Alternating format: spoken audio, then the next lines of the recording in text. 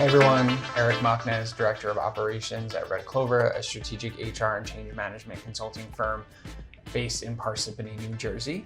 Hi, I'm Jen Lestrange. I'm the founder and CEO. And hopefully you have found your way here after watching one of our other YouTube videos or our quick sips, specifically on the one related to knowing the difference if someone is a W-2 employee or a 1099 contractor. This video is going to go a little more in depth. So if you're moving into that second cup of coffee or have a little more time with which to educate yourself, this is definitely the place that you want to be. So Jen, as a small business owner, I guess the key question that I have for you is, what are the key differences between a W-2 employee and a 1099 contractor?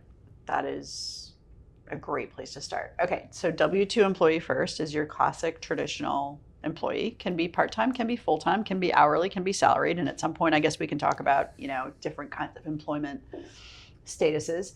An employee is someone who sits on your payroll, who is performing a job that's directly in line with the business that you are delivering to your customer base, whether that's a product or a service, and receives regular wages for that work, is evaluated based on their performance, based on the work that they've done. You might train them, build them into a job, but you are integrating them into your business, and you are asking them to produce work that supports the overall goal of the business that you're building.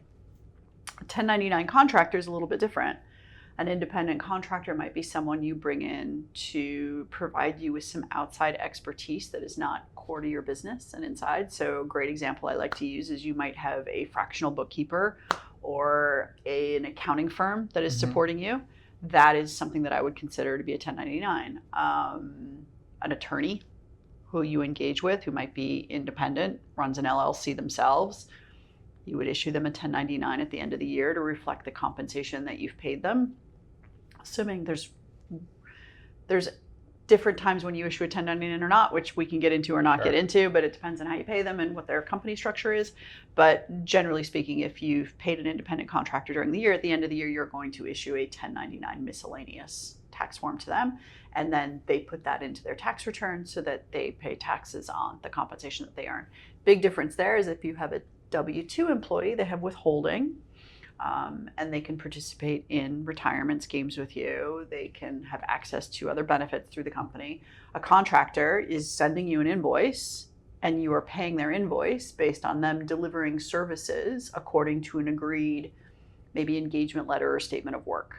An employee is evaluated based on their performance in a job that they've been hired to do based on the goals and the targets that you've set in front of them. So a little bit of a different lens that you might look at.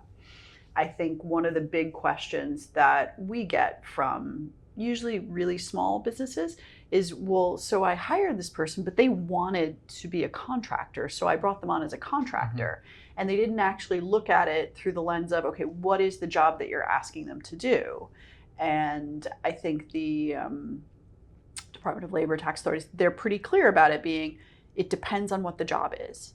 And if the job is directly related to the business that you're delivering, if you are providing instructions to how that work is performed, if you are providing equipment for them to deliver the work, if you are checking in periodically to make sure that work is being performed at a pace that matches your needs in the business, and if you are guiding them through that process, whether it's through formalized training or informal kind of like on the job kind of stuff, they're probably an employee.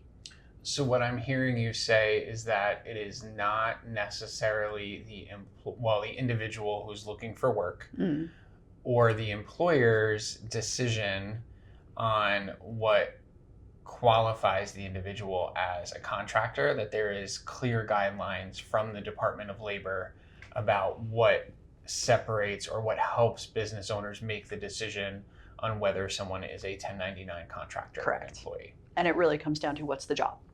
What is it you're hiring them to do, and to what degree do you provide direction over how that work is performed?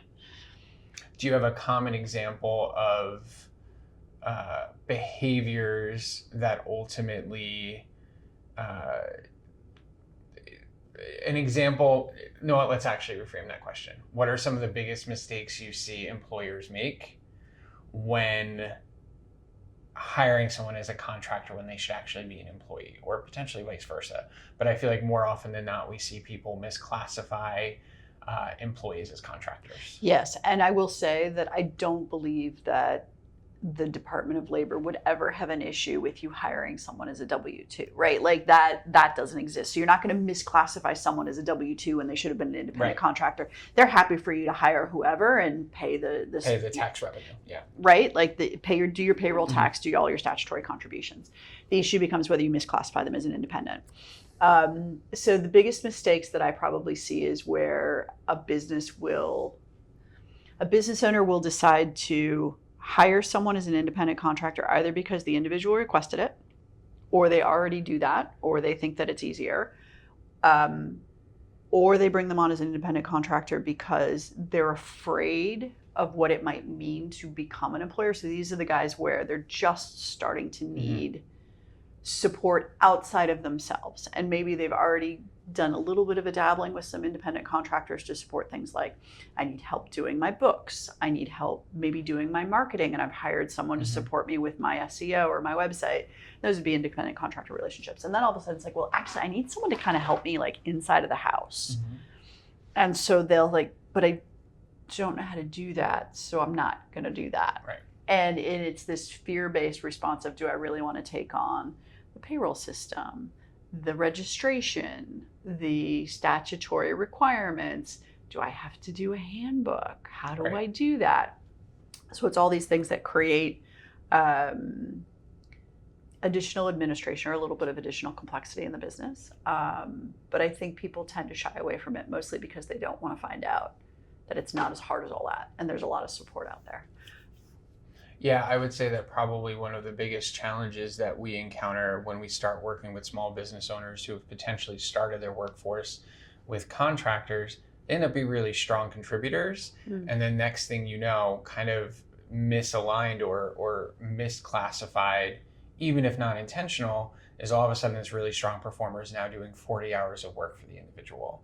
The employer wants to offer them training and development opportunities and growth opportunities, and they're holding them accountable for work that is potentially outward facing. So if they're working with clients, customers, and that is often where we need to provide some strategic guidance to that employer that that person really should be classified as an employee based on the volume of work they're doing, the level of involvement that the supervisor has in guiding their work, and really just helping them kind of understand that just because an individual has an LLC or came to you and said, you know, listen, I want to manage the tax liability on my end, because at the end of the day, a 1099 contractor assumes responsibility for managing their own taxes based on what they get via the 1099 agreement. It's helping the business owners understand that they're not the ones who dictate the terms and the classification expectation.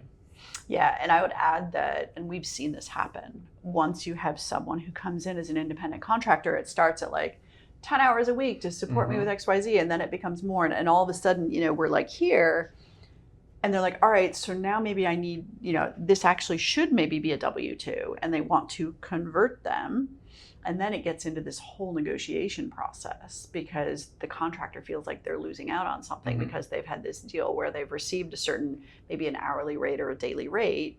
They're managing their taxes and their tax return based on, you know, whatever they're doing for their LLC, or even without an LLC for that matter. And then it becomes this question of, okay, well, I'm going to lose out, so you're going to have to pay me more. And then it becomes an internal equity question long term, particularly if there's other people who are already working in the business that are employees. And it's like, well, how do we strike this balancing act? And I think there's ways to communicate around it and help them understand that it's a long-term career decision, and it's a chance to be part of something that they might be interested in going with. But candidly, sometimes it doesn't work out.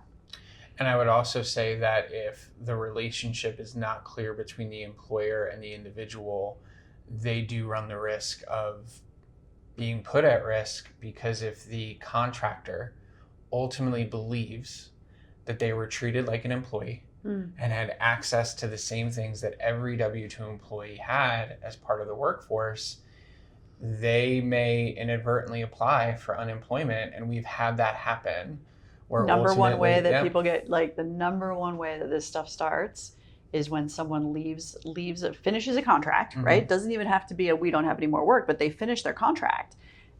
Maybe they only worked for this one business for a period of time, and then all of a sudden they're struggling to find the next gig, and they're like, oh, well, I guess I should apply for unemployment. And on that line where it says previous employer, they write the client's name as opposed to being the employer. And I think sometimes that mainly comes out of the idea that the employer, not willing to take on the risk of bringing them on as a W-2 employee, says to them, hey, we can just bring you on as a contractor. And at times, the individual who's looking for work may not actually understand what that means. So there is a responsibility on both the individual, but also on the employer's part to make sure that they're not confusing the definitions, because then the employer is putting themselves at a huge amount of risk. And if there's anything I've learned through all the discussions that we've had with all our employment lawyer friends, is once you become provocative to the Department of Labor for something, you potentially become provocative for something else. And the last thing that any business wants to have happen is the Department of Labor is knocking on your door because of misclassification. When there is tons of tools available, whether online or through an HR strategic consulting services like Red Clover, wink, wink, to really help you make sure that you're making, one, the best decision for your workforce, and that you're accurately classifying people to help avoid the DOL knocking on your door. Yeah, and honestly, like, I kind of want to look at it through a different lens as well. I think so many small business owners and to a certain degree startups, right? Like the new businesses, they operate from this place where they're so afraid to hire someone, and it's almost like paralytic. They're like, oh, but I'd have to do like all this stuff. And it's not that hard. Like, there's things that need to happen, and there's checklists out there, and we could probably throw something out there where it's like, okay, this is the things you need to know if you're making your first hire. And it takes a little bit of time, but it's not as complicated as all that. Here's the upside. You hire people, and you'll know this because you were like one of the first hires here, right? Like, there's something about bringing someone in as an employee to help you build something. And most of the businesses that we work with are small businesses. They want to grow. At some point, the owners want to sell. Like, there is always some sort of a conversation at the start of an engagement of, I'm going to build this business, I'm going to scale it, and at some point I will need to step out because I want to retire, I want to do something else, or I've got other goals, and I'm going to do something with this business. There is a material difference between trying to exit a business where the owner is the only employee and a business where there is an organization where the owner can step out and there are people who will own their responsibilities and their accountabilities and continue to scale something in the absence of the day-to-day presence of the owner. And for anyone who is thinking about that build, scale, sell journey, like, I cannot think of a single example where that has happened through independent contractors. No, I think that's a really valid point. I think that's a really strong point to close on. Any other last minute guidance for business owners? I think that from a resource perspective, there's a ton of stuff on our website. There's some things to sort of keep in mind before making the first hire. I think when in doubt, like, engage with your employment counsel. Like, they're a really good resource. It could be a quick 3-minute conversation where they're going to ask you questions about responsibilities and accountabilities, how much the person's working for you versus potentially working for other clients, and what your overall strategic goals are for the business, and whether maybe even if they're only working for you 10 hours a week, maybe it still makes sense to hire them W-2 hourly and really start to build it that way. But your employment counsel is a huge resource there. And, people can always reach out and contact us. We're happy to take that call and sort of talk someone through that, just as a kind of a get to know you conversation. Absolutely. If you do have questions about the difference between a 1099 contractor and a W-2 employee, feel free to reach out to us at hello@redcloverhr.com, and we'd be thrilled to have a conversation with you. Other than that, if you love learning about topics in HR and find value in what Jen and I talk about, feel free to like, comment, and subscribe.